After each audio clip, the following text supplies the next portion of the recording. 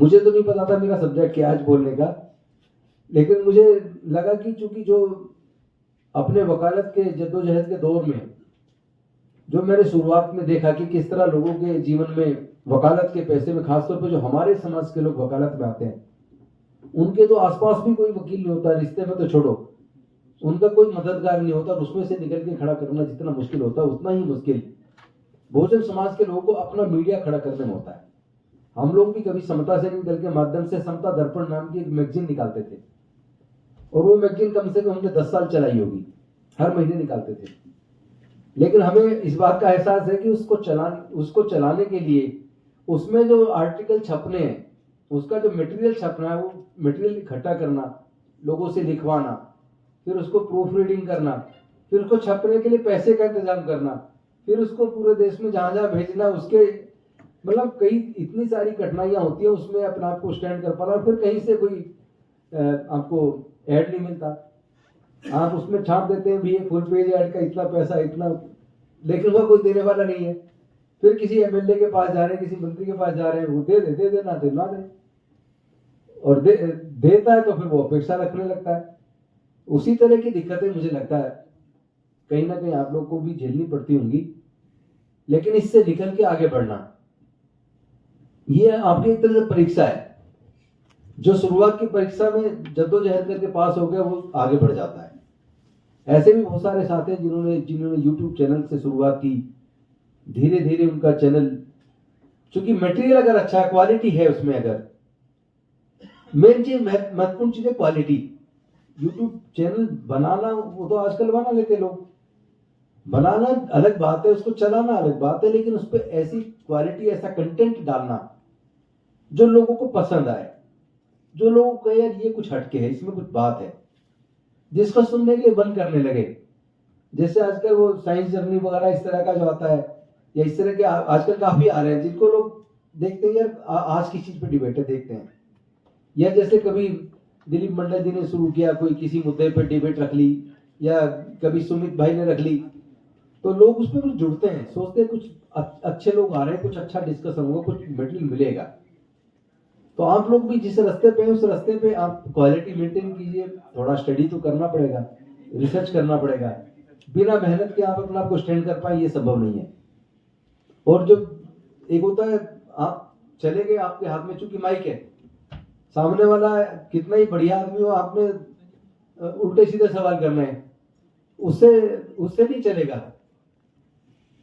आपको सवाल करने का अधिकार है, लेकिन सवाल ऐसे कीजिए जिससे कुछ आप अच्छी चीज निकाल के लाना चाहते हैं, या कुछ सच निकाल के लाना चाहते हैं, या कुछ और बेहतर करना चाहते हैं। केवल सवाल पूछने के लिए नहीं पूछना है, वो तो फॉर्मेलिटी होगी, उसमें फिर आपका चैनल ज्यादा नहीं चलेगा। एक समय आएगा लोग आपको अवॉइड करने लगेंगे, आपको इंटरव्यू भी नहीं देंगे। जैसे पिछले दिनों आपने देखा होगा बहुत सारे so called main stream media channels के इतने सारे जो एंकर्स थे उनको बायकॉट किया विपक्षी जो गठबंधन बनाया भारत ने, इंडिया ने, और उस गठबंधन ने जिनको किया उनका आप आचरण देखो, उनका जो एंकरिंग जो वो करते हैं, जो सवाल जिस तरह से करते हैं, क्योंकि मीडिया का काम, एंकर का काम सत्ता पक्ष से सवाल करना है। विपक्ष से केवल 100 में से 10 सवाल विपक्ष से किए जा सकते हैं, लेकिन 90 सवाल सत्ता पक्ष से करने, क्योंकि सत्ता पक्ष सत्ता में है, वो पॉलिसी बना रहा है, वो इंप्लीमेंट कर रहा है, उसका पूरा बजट है, उस बजट को खर्च कर रहा है, देश का नेतृत्व कर रहा है। तो जो बना रहा है, जो सत्ता में, उसी से तो सवाल करोगे। उसने जो पॉलिसी बनाई कितनी इंप्लीमेंट हुई, सक्सेस कितना हो रहा है, आम आदमी तक कितना पहुंच रहा है, नहीं पहुंच रहा तो क्यों नहीं पहुंच रहा है, आप उससे पूछने की बजाय आप विपक्ष से सवाल कर रहे हैं, और वो सत्ता पक्ष के इशारे पे आप नफरत बांट रहे हैं, पूरे देश में नफरत फैला रहे हैं, धर्म के नाम पे, जाति के नाम पे। तो फिर आपको क्यों पसंद करेगा कोई? वो तो ठीक है, सत्ता पक्ष उनको इतना पैसा दे रहा है कि उनको किसी की जरूरत नहीं लग रही, लेकिन उससे मीडिया खत्म हो रहा है।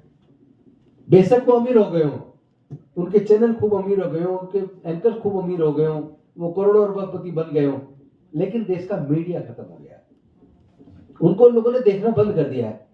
मैंने खुद बहुत सारे चैनल्स में, आपको सबके चैनल पे भी इस बात को मैंने कहा है कि मैं देश के सभी लोगों से निवेदन करता हूं, इन मेन स्ट्रीम, जो so called main stream media, इसको देखना बंद कर दो, क्योंकि उसमें कोई कंटेंट नहीं है, कोई सच्चाई नहीं है। देश के लिए कोई बात नहीं है, सिर्फ एक पार्टी विशेष का प्रोपेगेंडा के लिए चैनल चल रहा है, इनको आप देखना बंद करो। मेरे जैसे बहुत लोगों ने कहा इनको देखना बंद करो, और उनके खुद के कर्म और आचरण की वजह से ऐसा हो गया कि इनको वास्तव में लोगों ने देखना धीरे धीरे कम कर दिया, और अब तो बहुत कम हो गया है। तो आप भी अपने उसमें ऐसी क्वालिटी लाइए कि कोई आपको, आपका अपना आदमी हो या दूसरा आदमी हो, जब आप मीडिया चला रहे हैं तो अपना पर आया क्या? आप तो अपना रिसर्च कर रहे हैं, आपको अपना क्वेश्चन पूछने, पूछिए पूरी ईमानदारी और शिद्दत के साथ पूछिए, और लोगों के सामने सच्चाई को लाइए, अच्छा कंटेंट लाइए, अच्छा क्वालिटी मेंटेन कीजिए, तो निश्चित तौर पर आप आगे बढ़ेंगे। मैं ये उम्मीद आपसे करता हूं, क्योंकि मैं कोई मीडिया का व्यक्ति नहीं हूं, मैं तो लॉ का व्यक्ति हूं। अगर लीगल किसी इशू पे कोई डिबेट होती है तो शायद मैं ज्यादा बेहतर बोल सकता हूं। ये मेरा सब्जेक्ट नहीं है, ये आप लोग का सब्जेक्ट है। उसमें तो जो जो यहाँ एक्सपर्ट्स आ रहे हैं वो आपको अलग अलग टीचिंग देंगे, अलग अलग आपके लेक्चर होंगे, उससे आप लोग सीख के जाएंगे।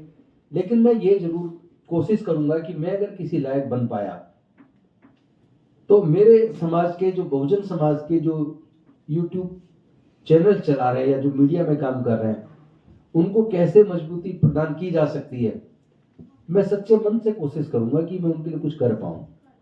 और ऐसा कर पाता हूं तो मुझे लगेगा मैं अपनी जिम्मेदारी को ठीक से निभाने में कामयाब हुआ। मेरा अपना प्रयास है, कितना कर पाऊंगा मुझे भी नहीं पता है, क्योंकि मैं सत्ता में जाकर भी, राजनीति में जाकर भी कभी राजनीतिक नहीं बन पाया। मंत्री रहकर भी कभी मैंने मंत्री की कुर्सी को अपने ऊपर हावी नहीं होने दिया। मैं तब भी ऐसे ही मिलता था, आज भी ऐसे मिलता हूं। तब भी मैं सोशल वर्क कर रहा था, आज भी ऐसे ही कर रहा हूं। मैं जब वकील था तो 25% केसेस फ्री लड़ता था, और क्रिमिनल में तो 99% केस जीतने का 22 साल रिकॉर्ड रहा। 22 साल के बाद राजनीति में आ गया तो थोड़ा मेरा कोर्ट जाना धीरे धीरे बंद हो गया, और सिविल में भी 80% केस जीतने का रिकॉर्ड था। लेकिन मैं कम से कम 25% केसेस 22 साल तक लगातार मैंने फ्री लड़े। लेकिन 75% में मैंने पैसा कमाया है, उससे अपने आप को स्टैंड किया है। लेकिन अब राजनीति में मैं आ गया हूं, पर राजनीतिक बन नहीं पा रहा हूं। मुझे ऐसा लगता है अभी अपने समाज को कैसे एकजुट करें। यहां बनने के बाद भी आप कहीं कंट्रोल कहीं हो रहे हैं, तो आप अपनी मर्जी से जो करना चाहते हैं उतना नहीं कर पाते। मैं शायद कुछ फिर भी कर गया हूं, और ज्यादातर लोग तो कुछ भी नहीं कर पाते। वो ऐसे ही पूरा टाइम गुजार देते हैं बिना कुछ करे, अपने इसी में ही प्रफुल्लित रहते हैं कि मैं ये बन गया हूं। बस मैं एक बात कह के अपनी बात खत्म करूंगा। जो मैं जगह जगह बोल रहा हूं, आपको लगेगा हमारे सब्जेक्ट से अलग है, पता नहीं यहाँ क्यों बोल गए, लेकिन मुझे लगता है कि आप लोग चैनल चला रहे हैं तो आपको ये सब्जेक्ट आपके पास तो जाना चाहिए। हमारे लोग जो SC ST सीट पर चुनाव लड़ते हैं रिजर्व सीट से, और जीत कर जाते हैं, जाने के बाद बेसिकली वो हमारे क्यों नहीं बन पाते? ये रिजर्वेशन क्या है? ये बेसिकली रिप्रेजेंटेशन है जो डॉक्टर बाबा साहेब अम्बेडकर जी ने अपने अछूत समाज के लिए प्रतिनिधित्व मांगा था। प्रतिनिधित्व देने के लिए अंग्रेज सरकार एग्री हुई, और जब दे दिया पृथक निर्वाचन क्षेत्र, उसके खिलाफ गांधी जी अनशन पर बैठे। तुम उसको डिटेल में नहीं बताऊंगा, आपको सबको पता है। अनशन पर बैठे उनकी जान बचाने के लिए, और हमारे लोगों का नरसंहार ना हो जाए, हमारे लोगों को पूरी तरह से जड़ से खत्म ना कर दिया जाए, इस वजह से मजबूरी में, प्रेशर में डॉक्टर बाबा साहेब अम्बेडकर जी को समझौता करना पड़ा। 24 सितंबर 1932 को पूना पैक्ट हुआ। उस पूना पैक्ट का परिणाम यह हुआ कि रिप्रेजेंटेशन बनने की बजाय हमारे समाज से सीटें लोगों की रिजर्व हो गई कि आप यहां से SC को टिकट मिलेगा, लेकिन देने वाला कोई और है, और उसको वोट देने वाले सारे लोग हैं। केवल SC नहीं चुन रहे उसको, सब लोग मिलकर चुन रहे हैं। तो जीतने के बाद भी वो सबका प्रतिनिधि है, वो हमारे समाज का प्रतिनिधि नहीं बन पा रहा। तो हमने पूरे देश में डिमांड शुरू की है कि हमें वापस अपनी पुरानी मांग, जो बाबा साहेब की असल मांग थी, पृथक निर्वाचन क्षेत्र, हमारे अपने पृथक निर्वाचन क्षेत्र होनी चाहिए, जिसमें हमारे रिजर्व से लड़ने वाले लोगों को केवल शेड्यूल्ड कास्ट, शेड्यूल्ड ट्राइब के ही लोग वोट डालें, कोई दूसरे ना डालें, जिससे कि हमारे प्रतिनिधि सच्चे प्रतिनिधि चुन के जाए, और जाने के बाद उन्हें ये एहसास रहना चाहिए कि मैं अपने समाज का प्रतिनिधित्व कर रहा हूं। अगर मैं इस समाज के लिए नहीं बोलूंगा, नहीं लड़ूंगा, इनके मुद्दे नहीं उठाऊंगा, तो अगले बार ये लोग मुझे हरा देंगे। तब तक हमारे सच्चे प्रतिनिधि नहीं बन पाएंगे। और हमारी कोशिश है पूरे देश में इसको एक आंदोलन के रूप में तैयार करने की। पृथक निर्वाचन क्षेत्र हमें प्राथमिकता के तौर पर इस मांग को रखना पड़ेगा। पृथक निर्वाचन क्षेत्र बनना असंभव नहीं है। उस वक्त अंग्रेजों ने स्वीकार कर लिया था, लेकिन षड्यंत्र के तहत उसको खत्म किया गया। और अब जो प्रतिनिधि जब हमारे नहीं बन पा रहे, हमारे ही अपने सांसद विधायक, हमारे अपने मंत्री, और उन्हीं की आंखों के सामने प्रस्ताव पास हो जाते हैं समाज के खिलाफ, उनका रिजर्वेशन खत्म हो जाता है, उनकी नौकरियां खत्म हो जाती है, प्राइवेटाइज कर दी जाती है, सब कुछ खत्म हो रहा है और वो चुप है, सिर्फ इस डर से कि मेरा टिकट कट जाएगा, या इस डर से कि मुझे तो सबने वोट डाला है, केवल एससी ने थोड़ा डाला है। इसीलिए डॉक्टर बाबा साहेब अम्बेडकर पृथक निर्वाचन चाहते थे, जिसमें हमारे अपने लोग ही वोट डालें अपने लोग को चुनने के लिए। तो तभी हमारा सच्चा प्रतिनिधित्व होगा। देश को लेकर पूरे देश में मैं जा रहा हूं लगातार, अब मैंने उस पर शुरू किया है। हमें इसको एक आंदोलन के रूप में तैयार करना है, थोड़ा टाइम लगेगा, धीरे धीरे ये मुद्दा एक आंदोलन के रूप में तैयार हो जाएगा।